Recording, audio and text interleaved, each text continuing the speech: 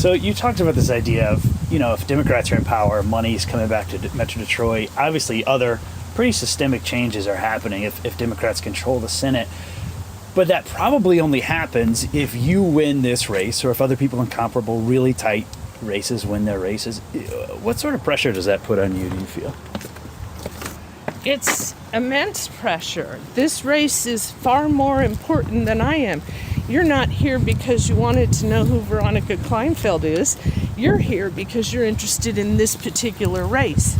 And so are a whole lot of other folks. That sits on my shoulders. And Free Press politics reporter Dave Boucher went door knocking with Veronica Kleinfeld this October in East Point. She's a Democrat vying for a state Senate seat that covers Macomb and a little bit of Wayne County. Her opponent, incumbent Michael McDonald, who Dave also caught on the campaign trail. So what makes it exciting really, though, is the fact that Detroit, if I win, I'd be the first Republican member of the Detroit caucus in over 50 years. It's considered one of the closest races in Michigan, and there's a lot at stake. This is the first general election since the Independent Redistricting Commission redrew voting districts. Their job was to make districts that were more fairly drawn and representative, and they ultimately ended up making some more competitive ones. Several districts that were once easy wins for either party are much closer now. It all sets the stage for an election that has potential to change the course of Michigan politics and how we go about life in Michigan. there are several things on the ballot, right? Voting rights are on the ballot. Putting in the Constitution, rights on abortion is on the ballot. It just motivates me to knock doors. It's like a fight or flight response. It just makes me know I got to be out there knocking doors every day. On this episode, we talk with Dave Boucher and discuss what analysts believe is the best shot Democrats have had in decades to take the state Senate. We talk the chances Republicans hold fast and what big changes could come quick should Democrats pull it off. How do you deal with that pressure? I keep knocking. I'm Kerry Jr. II, and this is On the Line.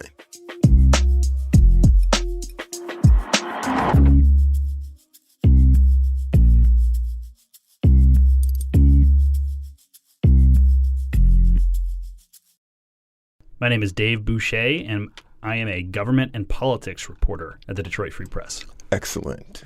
All right, Dave, so it's election season, so we'll be hearing a lot from you and your team over the next few weeks. But what are some of the reasons, people would care about this election? It's a midterm election. What makes it really interesting? Sure. So the course of the future of Michigan is potentially at stake this election cycle. Okay. In theory, the voters of Michigan could pick a new governor, they could pick a new Secretary of State, they could pick a new Attorney General, and they will pick new lawmakers in the Michigan House and in the Michigan Senate. Obviously, all of those positions have the potential to affect great change on any number of fronts in the state. Okay. And so, in speaking to Emily Lawler, your wonderful editor, one thing that really intrigued me is, the discussion around the Michigan legislature and whether it may see some pretty significant changes. Republicans control the House and the Senate now, and how long has that been the case? Essentially since the beginning of time. So there have been forever. Exactly. There have been some outliers, but for the last several decades, and there was a time where there was split chambers. The last time that the Democrats had any chamber was in 2010. And the last time they had the state Senate was in the early 80s. For the purpose of this conversation, for the last few decades, Republicans have controlled both chambers. Okay. So knowing that they've controlled both chambers, is there any chance that this might change given this election coming up in November? Yes. Mm-hmm. Democrats will tell you, and independent observers too, will say that this is the Democrats' best shot at taking the Michigan Senate, especially, in years. They also have a shot at the House. It's a little bit of a harder haul for them to take the Michigan House, but they have an excellent shot at taking the Michigan Senate. And why is that? What's changed? Probably the biggest reason is due to redistricting. So every 10 years in every state, not just in Michigan, somebody gets together and looks at the lines that were drawn to decide political districts. In Michigan, for the first time ever, the state relied on an independent process. It was this independent citizens redistricting commission, as opposed to the entity controlling the legislature, which in Michigan has been Republicans, creating districts that arguably help Republicans keep those seats.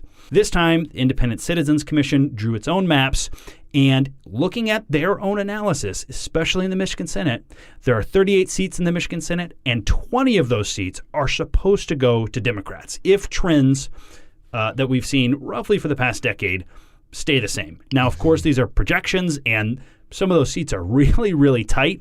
But if Democrats take 20 seats, they take control of the Senate. How many seats do they have right now? Of the 38 seats in the Senate, Democrats currently have 16. They would need to have 20, at least 20, in order to have a majority.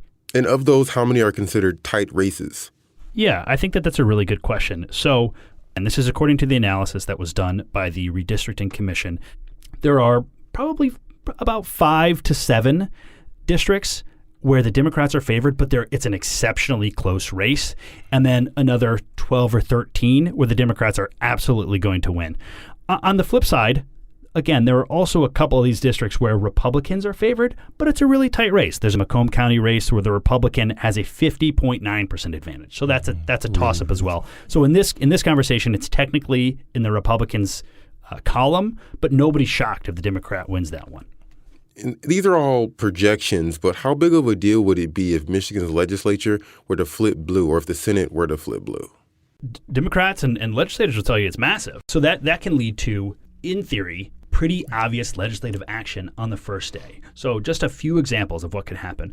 For the last several sessions, the whole House, almost unanimously, and in some cases unanimously, have passed huge packages of legislation aimed at transparency with state lawmakers. So requiring disclosing assets, campaign finance reform, making the legislature and the governor and any other number of state offices subject to open records laws.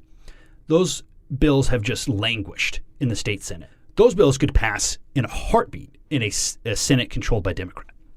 I think depending on the makeup of the House, there's a chance that with Governor Whitmer and a Senate controlled by Democrats, that legislature could repeal the 1931 law that criminalizes most abortions. Now, there's a proposed amendment that could change the Constitution that would make that law unconstitutional, but it would still be on the books. To clarify, currently a temporary ruling in a pending lawsuit keeps abortions accessible in the state.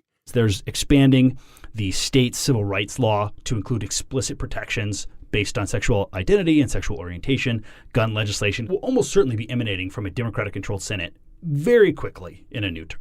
Do midterms typically favor the party of the governor? That's a really good question. No, it's not, especially here in Michigan. So if we were to look at historical indicators, the party that is out of power in the White House tends to do a little bit better in the midterms. And just Republicans in general have historically done better in the midterms. There's obviously the COVID pandemic. There is inflation. There are questions about employment and unemployment. There are lots of questions that, in theory, Republicans could use up and down the ballot to help themselves. Many of those issues are seemingly not resonating as well as other issues that are apparently favoring Democrats, chiefly abortion and access to abortion. What is a factor that would help the Republicans keep their stronghold in the Michigan legislature? What could potentially hold them?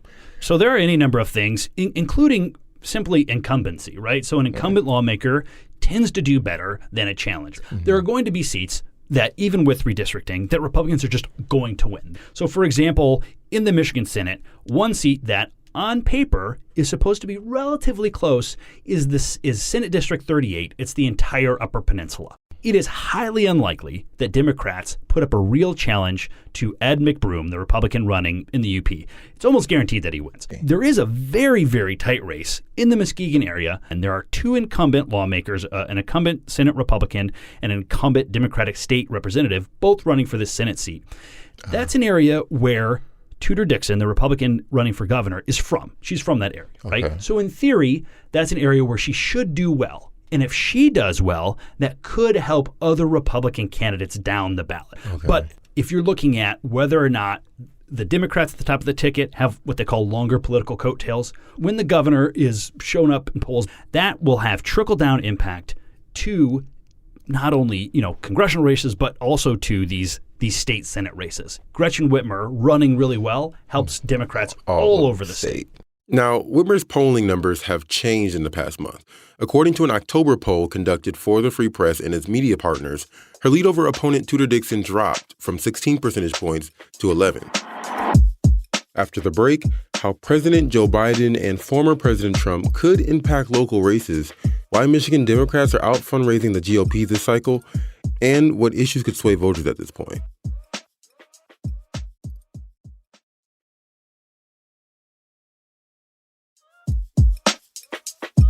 We're back talking with Free Press Politics reporter Dave Boucher about Democrats' best shot in years at taking control of the state Senate. So let's get into campaign financing. What does it look like in terms of the Democrats versus the Republicans? So historically, at the legislative level, Republicans tend to raise more money and do better in some of these races. In the past, there haven't been as many contested districts, and so money tends to flow into competitive races. Republicans tend to do a little bit better. This cycle, Democratic candidates are crushing their Republican opponents, both statewide and in individual races. Statewide offices like Matthew DePerno, the AG candidate for Republicans, Christina Caramo, the Republican for Secretary of State, their entire campaign, their entire season, they've brought in roughly $1 million, a little bit less than that. We're looking at state Senate candidates like Padma Kupa, who's running in an Oakland County seat. She's raised $430,000. Wow. That's a lot of money in a state legislative race, which means you're going to see TV ads in state legislative races. By and large, Democrats are doing really well, in part thanks to Mallory McMorrow. For those who haven't been following this, Mallory McMorrow is a Democratic state senator from Royal Oak who came under attack in April by a Republican state senator. McMorrow was accused without evidence of wanting to groom and sexualize children. The logic isn't quite clear, but the allegations appeared to be loosely tied to concerns about school approaches to the LGBTQ community. But a groomer is someone who establishes a connection with a kid to ultimately exploit or physically abuse them. Thank you, Mr. President. McMorrow came back swinging in a now viral speech from the Senate floor. I know who I am. I know what faith and service means and what it calls for in this moment. We will not let hate win. Through the exposure that she gained and through the fact that she is unarguably a dynamic speaker, she has raised $1 million herself. Wow. And that's coming in nationally. So she is not only raising money for her own campaign and for her own political action committee, she's raising money for the national entity that supports Democrats in legislative races across the country. She is going to win the general election easily. So she doesn't have to use any of her own money on her own race. Right? And she has told me this. She's sending that money to these other races that are going to be more competitive. And so that's just like one outlet where Democrats are getting money that they haven't had before and that are making them far more competitive in some of these races that they've either conceded or just not been able to compete in the past. All right. Now, we've been talking about the national spotlight and how this affected our state Senate with the Mallory McMorrow example and her national spotlight and the donors that came in as a result of that. But what about President Joe Biden? How has he impacted the races in Michigan? So if you're in a tight race right now in the Michigan legislature, chances are you are not clamoring to be associated with Joe Biden, right? President Biden has historically had low popularity in Michigan. And so Republicans have pinned the idea of like high gas prices on Joe Biden, which trickles down to affecting Democrats up and down the ballot, if you believe that, right? And so you're never going to see Joe Biden come into Michigan to go stump for a state Senate candidate. You spoke to us before about the Trump factor. That's former President Donald Trump and his impact on the governor's seat. How about his impact now on these Michigan legislature spots? Yeah, I think that's a really good question. Specifically, we can look at Grand Rapids. So this is going to be a little bit of a daisy chain, but it's important to follow. U.S. Representative Peter Meyer, a congressman from Grand Rapids, a Republican, with one of his first votes in Congress, voted to impeach President Trump. Republicans didn't forget that. They ran somebody to his right in a primary who was endorsed by President Trump, who defeated him in that race. His name's John Gibbs. He's an election denier. He made some comments in posts from college that suggested that women shouldn't have the right to vote, ideas that would not make him palatable to a majority of voters. He's also running in a district in Grand Rapids. After redistricting, it's a district that favors Democrats. That's going to have a direct impact on the Senate races in Grand Rapids as well. Which races? So there's a couple of races. Arguably the most marquee race is between an incumbent state senator, Mark Huizenga, who's running against an incumbent state representative, David LeGrand. It's a hotly contested race. If Democrats come out in force and vote for, in this congressional race, vote against John Gibbs or for Hillary Scholten, the Democrat running, that could have a real impact on the candidates that get elected. What are some of the factors that really kind of pull us one way or the other? You're talking about these tightly contested races in these districts. Abortion is absolutely driving the narrative. You will hear conservatives, including Tudor Dixon, say that it's not something that elected officials can have that much say about. The Michigan legislature absolutely has say, right? It is absolutely the driving dynamic right now. Every poll that we've put out, most polls that you see nationally and in Michigan say that it is. If it's not the number one issue voters are thinking about, it's right at the top of the issue. If a high number of people come out and vote for that, Democrats think that there's going to be a high correlation with those voters also voting for Democrats in races where they might not have had any interest. Historically, the governor's race gets more people voting in it than a local Senate race. But if you have people voting in this for an abortion amendment and for the governor, then the chances of them going down and actually also checking a box for a Democrat go up. Something that can help Republicans, in theory, is if gas prices, for example, continue to go up, or if inflation continues to make everyday products more expensive. So Republicans have tied that, fairly or not, to Governor Whitmer and to Joe Biden. And so if you're a voter who is voting based on economic interest and on money, then that's something that is a real issue for you. And you can argue that Governor Whitmer, in her famous campaign pledge, vowed to fix the damn roads. And not only are the roads not fixed, some are, some aren't, right? And so if voters are going in angry, then they're going to vote, in theory, against Governor Whitmer, which helps Republicans down the ballot. Is there anything I may have missed, Dave, that you want to go over in reference to the Michigan Senate race? Yeah, again, I don't want to make it sound like that is a guarantee that Democrats win. It's still going to be a tall task for Democrats to try to take the majority, and nobody is going to be shocked if after Election Day, the Republicans hold a slight advantage. In theory, that means that there should be less of a partisan divide.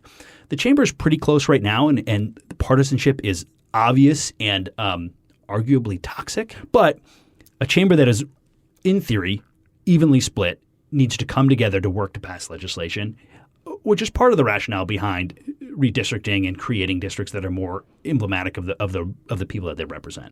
Listening to you talk about this election, it kind of got me excited about it. And it's like, hopefully if someone's listening at that very moment, they can take your words and go out and vote. So yeah, and getting plenty of options, plenty of avenues. So totally. And there is so much more information out there about these individual candidates and individual races that are super important. There are 3 constitutional amendments that are on the ballot. There are school board races. There are state school board races. There's all sorts of that. The Detroit Free Press has written extensively about all of these races, but so have lots of other papers and lots of other local entities. So, go and read. Make sure you cast your ballot. There's tens of thousands, if not more than hundreds of thousands of Michiganders who are eligible to vote every year who do not. Everybody talks about the idea that one vote doesn't count. In 2016, President Trump won Michigan by 10,700 votes, give or take. That's roughly 3 or 4 votes per precinct in Michigan. So every single vote can absolutely have a big impact. How do people go about doing that at this point, getting their vote counted? I know we're getting close. There's plenty of time to still register to vote. In Michigan, you can register to vote up to and through Election Day. There's even still time to request and return an absentee ballot if you don't want to go vote in person. However, if you want to request and use an absentee ballot, you should put that request in as soon as humanly possible. Once you get your ballot, you, of course, can mail it back. But in Michigan, any ballot that is not received by the time polls close on Election Day does not count. So if you want to ensure that your vote counts, it's not a bad idea, if you're able to run your ballot over to the clerk's office or to put it in a drop box if that is available in your community. Thank you very much for taking the time, Dave, for talking with us. Really enjoy listening to you, as I always do. You all in the politics team are fantastic. So you all are great to hear from and great information. So thank you. Hey, my pleasure. It's always fun to chat with you for sure. Make sure to check out freep.com to learn more about the candidates' positions and everything else election-related. We've even got a voter guide that will show you what's on your specific ballot and what each candidate and proposal on there says on important topics. This episode was produced by me and Darcy Moran with help from Robin Chan. Jeanette Delgado and Marianne Struman are our executive producers, and Peter Bhatia is our editor. The music, as always for the show, is called Fort Trumbull and was produced by DJ Lost Boy. Thanks as always for listening, and if you like the show, share it, subscribe to it, listen again, listen to old episodes, and don't forget to come back next week. All right, see you then.